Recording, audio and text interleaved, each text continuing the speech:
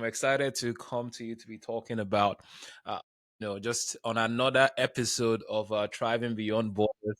Namdi Henacho here. I'm excited to get into today's, topic, today's conversation. And it is why career planning is essential for African immigrants. This is super important. Why it's essential. Again, this is Thriving Beyond Borders, powered by the African Immigrant Collective. And we go live every Thursday on LinkedIn by 11 a.m. Eastern Time. So, why career planning is essential for African immigrants. And I would say, in general, in case you're not an African immigrant and you've stumbled across this, it's still important to you, everybody. If you're a career person, then it's something, this is a conversation you should pay attention to. But I want to address this again specifically from the context of an African immigrant.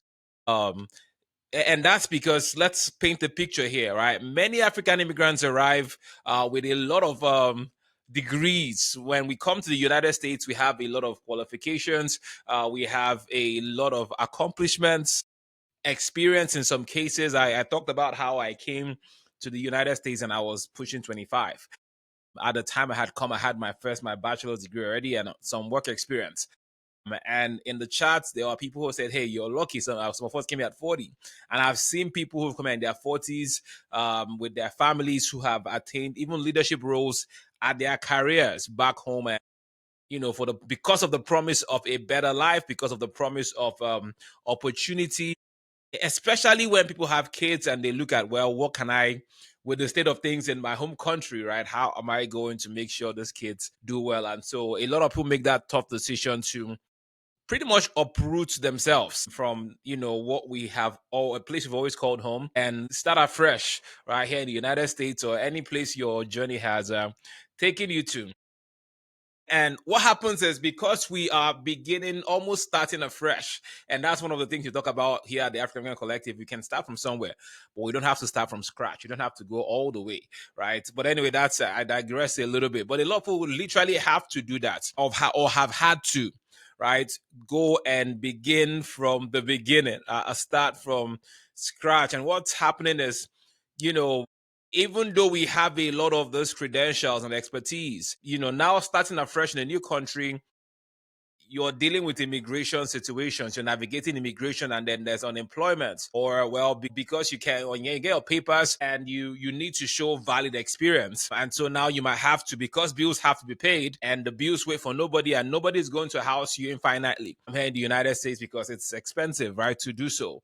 And so you have to settle for just anything. You have to take what you can get and get started. And it is okay to do that. You deal with situations where maybe your credentials, your foreign credentials, are not recognized. Some cases of bias, that exists. It happens. And these are real issues that we deal with. So when we talk about career planning, it's not something you have to think about.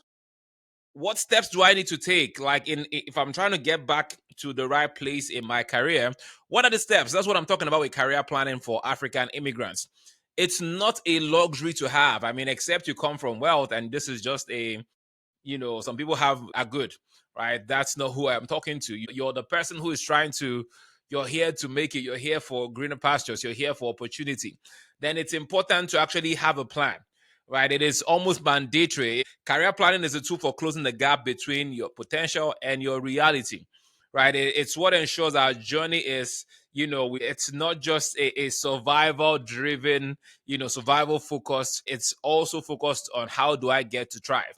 All right. So that's my goal, for this session. It's to kind of get you going, hopefully lay out some things that you can use to get started, moving from that reactive job seeking to a more strategic career building approach, right? We can thrive, and we have thrived. A lot of us have done well here in the United States, in this country, but it takes a bit of strategy. It takes a bit of intentionality. And that's what we want to talk about. Now, let's talk about the recognition gap. Foreign credential and experience misalignment. It's a well-defined career plan is necessary to strategically repackage and articulate your experience from abroad to the local market here, right? There's that you have to, and that's where we have things around. If you came here on F1, for example, and you wanted to come do your master's, you had to take your papers, your certificates, your credentials, and have it go through World Education Services. Right? Some of us have had to do that. Now, some schools don't make you do that, but most schools will have you go through WES, and you have to kind of try. It basically converts your certificate, your transcripts to standardize it to American standard. So they do like those apples to apples comparison so that it's recognized here. Foreign credentials, it can be a challenge.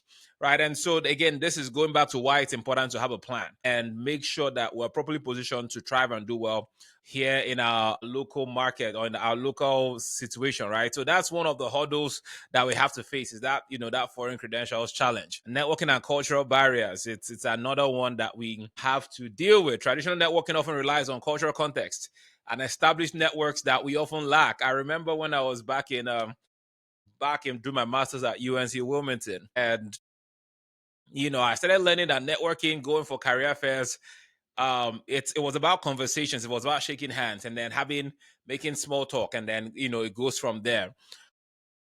And you find out the first time you realize you don't have much to talk about. I mean, people are excited to learn about your background and where you're coming from for the most part, because we are nice people. But then you didn't have the context for them. It was difficult to rest. It was more like, hey, we're paying attention to this person that has this exciting experience, and it's okay to be exciting, but it's not always. I want us to be able to interact so that I can learn more about me and my experience and my expertise, and I learn about you, and then we see where it goes, right? It's not always the case because there's not so much common ground. And so I remember we had to, during those sessions, we started talking about, when we're learning about how to go about this networking, at the facilitator for one of the sessions I signed up for, talked about getting familiar with local baseball teams and local sports and sports media and events going on. And so I started paying attention to football. That was initially when I first got to the United States. I had no interest in American football. Now I love American football, and people feel I've betrayed my first love, which is the real football. But it is what it is. The game is the game, right? So I digress. But the my whole transition into going into trying to better understand NFL and basketball, and like I seen this game, but it didn't make sense to me at the time. But then I started paying attention so that I could get excited when people started talking about, or when people started cheering on their local teams, talking about college sports. Oh, you're from UNC, go Tar Heels. You want to be able to relate and understand what they are talking about, right? Because that's a challenge we don't have all of those common grounds to engage with. And it's always a challenge. So, and that's one of the things career planning will force you to do. It forces you to be intentional about relationship building, right? It forces you to start learning about, be intentional about, growing your network of mentors and finding sponsors, right? Outside of familiar circles. Because a lot of times what we do as immigrants is we come and then we stay within the realms of where we are comfortable. Like you move from Lagos, from Nigeria, you move from Lagos, from that one Delta flight to Atlanta, and you never get out of your, you know, African people circle, it's a safe place. It's a good landing spot to start from, but it's important to start understanding how to communicate outside of what you're comfortable with, outside of your people, because that's where the opportunities are. You're getting into that, being able to break away outside of familiar circles, networking, learning how to manage and be strategic with building relationships that hopefully translate into career success. All right. The other barrier we face sometimes as immigrants is, that invisible ceiling, right? Sometimes it's important for us to recognize and also counteracts the effect of implicit bias, right? Systemic barriers that limit progression. These things are real. They are real. They weren't started by us, but they exist. It's almost like there's certain levels, almost that it's almost like you're not supposed to get to those places or attain those levels of success. And the reason why it feels that way, it's not necessarily because it is so. It is if you are aware and you are pay attention to the patterns, you can start looking for, how do I break it? Right? How do I, grow beyond this? How do I make sure that this is not my ceiling? And that's where developing or having a career plan will help you. because now you're intentional about the moves you're making. You're intentional about the connections you are making. You are very intentional about the steps you're taking in advancing your career because you see where you're trying to go. All right. So I wanted to highlight some of those barriers that, are in front of us that we get to face. So I want to talk about the roadmap for intentional growth. So if you're looking to grow, what are some steps? What's a guideline, I guess you can follow? And again, this is just my experience, things that I've seen work. It's going to vary for everyone. Everyone's journey is going to be different.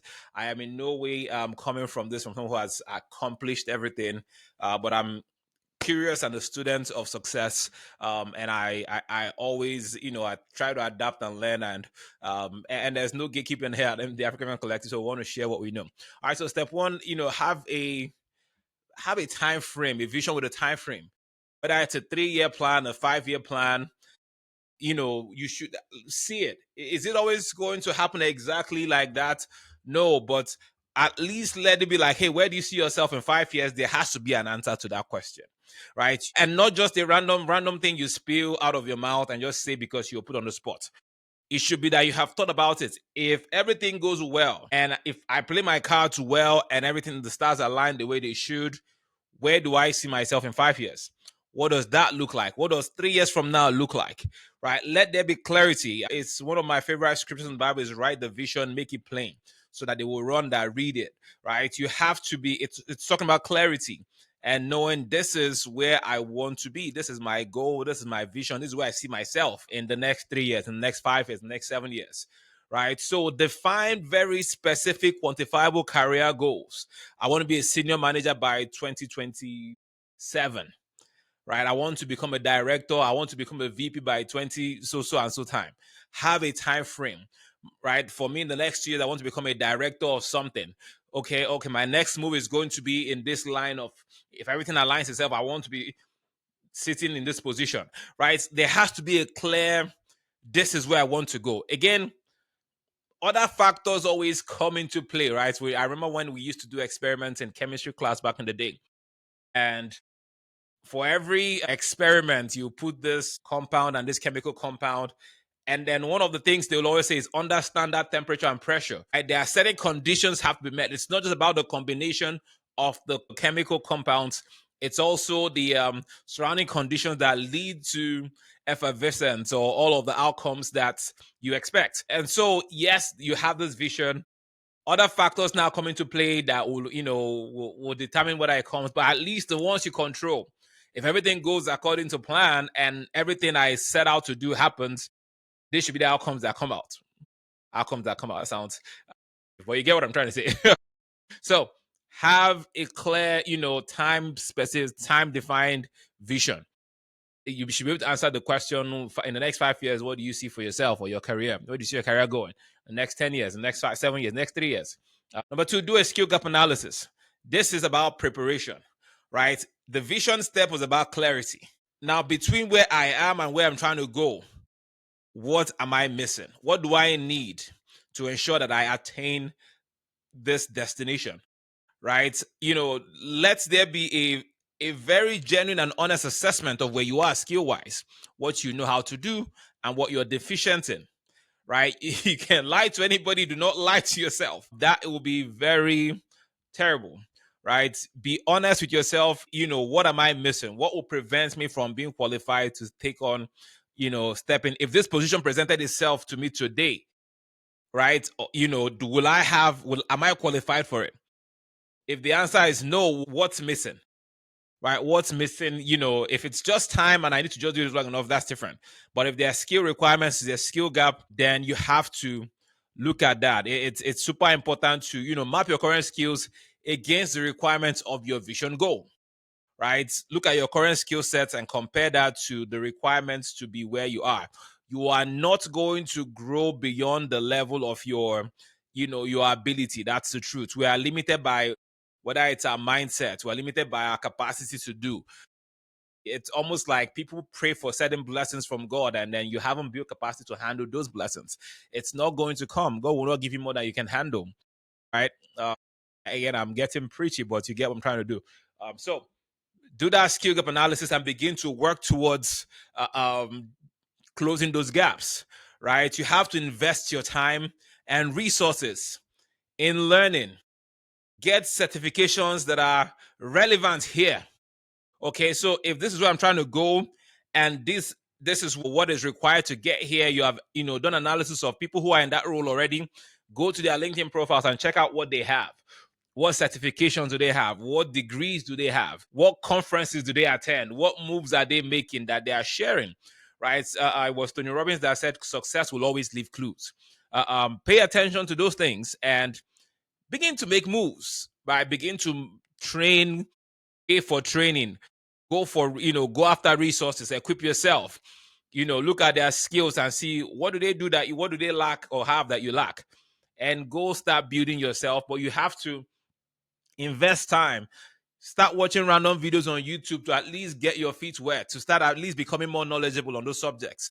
Right? Leverage all of the learning resources available to us today and begin to close those gaps. But again, certifications, accreditations, whatever you need to do to start closing that gap, start filling those critical gaps so that you're ready when the opportunity is in front of you. Number 3 step in our roadmap is strategic personal branding. When I look you up, what will I find? Right? It is, I tell this to my students all the time at Enstar Technologies, where my students in my database program, and I talk about when we go through our job search aspect. I remember when I first started doing the program, maybe over a decade ago, and I started training. LinkedIn was a nice to have. It wasn't a must have. It's flipped today. You cannot not have a LinkedIn profile that is sharp. A LinkedIn profile with your picture and sharp pictures and professional pictures and headshots and all of that. It is something. How you show up when they look you up is important, because they will. And people are going to make a judgment and an assessment on your ability based on what they find. All right. So be intentional about what you show. The era of just posting for posting or just putting out everything is over. You have to be, as an immigrant who is trying to break into certain spaces, you have to begin to position yourself as a subject matter expert in that area. You have to build your own professional narrative. One of the best examples of this is our COO here at the African Collective, Stella.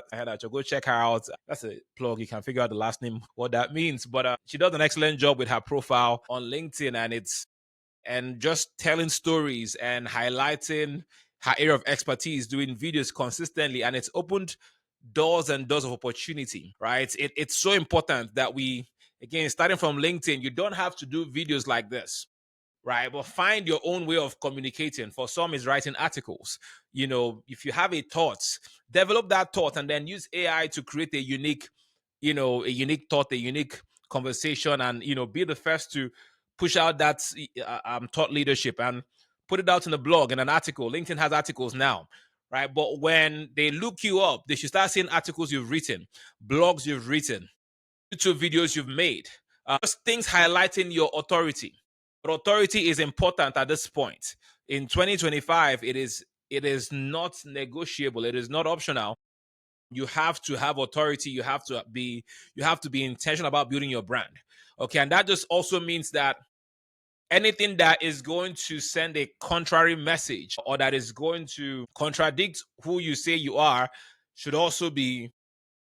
You don't show your weaknesses. You don't show your flaws. I know we live in it's social media and all of that. If you're trying to plan your career, you have to be intentional. What you put out is super important. People tell you, don't judge me the way I am. It's the way I am. Listen, the people who are hiring are going to make decisions on you behind your back, right? So do you want to have a job? Do you want to have a career? Or do you want to be yourself? And again, it's, so be yourself, yes, but there's consequences to who are you, who is yourself. Become that person that is desirable to for the job or the career path that you're looking for. Okay, so please be intentional about personal branding, that professional personal brand, your LinkedIn and other places you appear on social, because I promise you, recruiters will look you up. Prospective employers will look you up. Googling your name it's the first background check that will happen. Make sure you control what they find. Control your own narrative. Right? Control your own narrative. It's going to help. I promise. I've had job, interviews. I've had recruiters reach out to me and follow up me like, hey, your YouTube, showed up when we looked you up. this came up, or some people start talking about certain things that I'm working on and say, hey, tell me more about this. I'm like, where did you see that? How do you know that? Oh, I checked you out. So they will, it's happened to me time and time again. All right. So you have to be intentional about what you put out. Is it aligned with where you're trying to get to in your career? All right. Next, what are the what's the long-term impact of doing these things? So again, I give us three different steps in a roadmap. So one, have a vision, have a clear vision, a roadmap for where you want your career to go 3 years, 5 years, 7 years, 10 years. And then do a skill gap analysis. What do I need to get to where I'm trying to go? Not where I am. This is what I'm aspiring to. What are the gaps? And then invest in learning and equipping yourself for those things.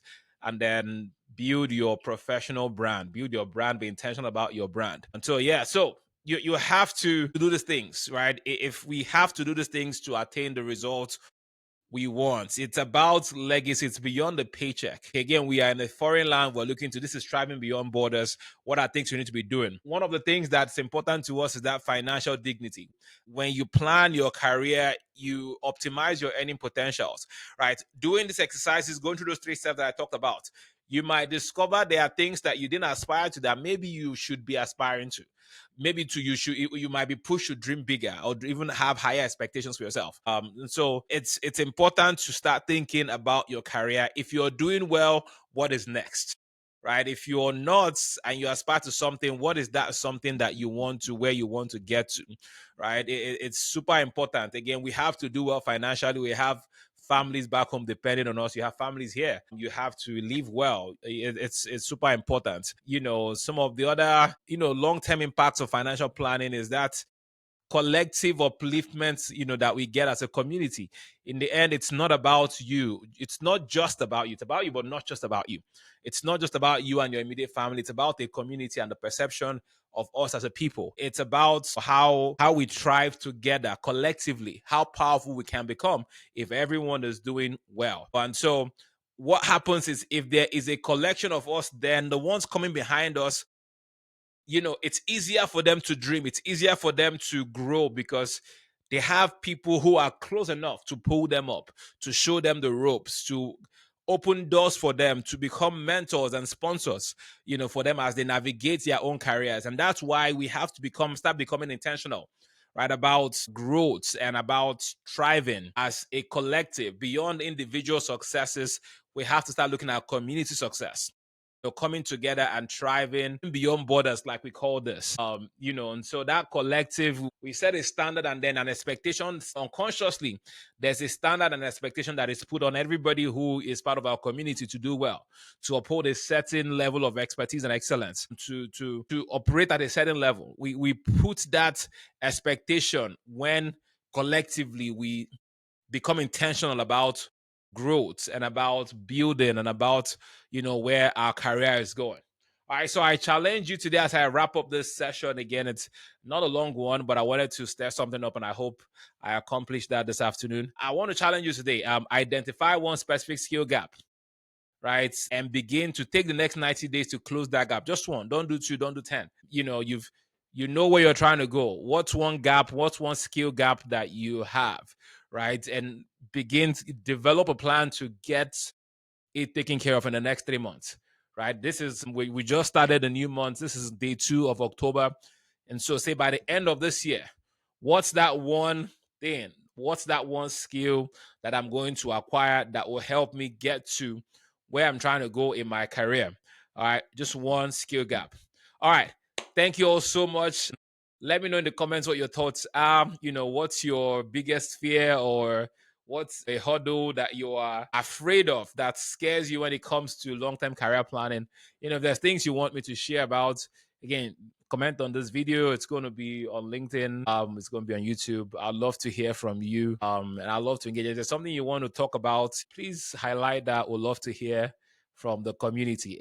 Before I wrap it up today, we have this month, October 25th, we have our advocacy and policy conference. And again, it's super important for us. The policies, of the land, the law of the land affect us, and we have to become intentional about participating in policy, in advocacy, in the politics. All of those things affect us. We have to get intentional and get involved.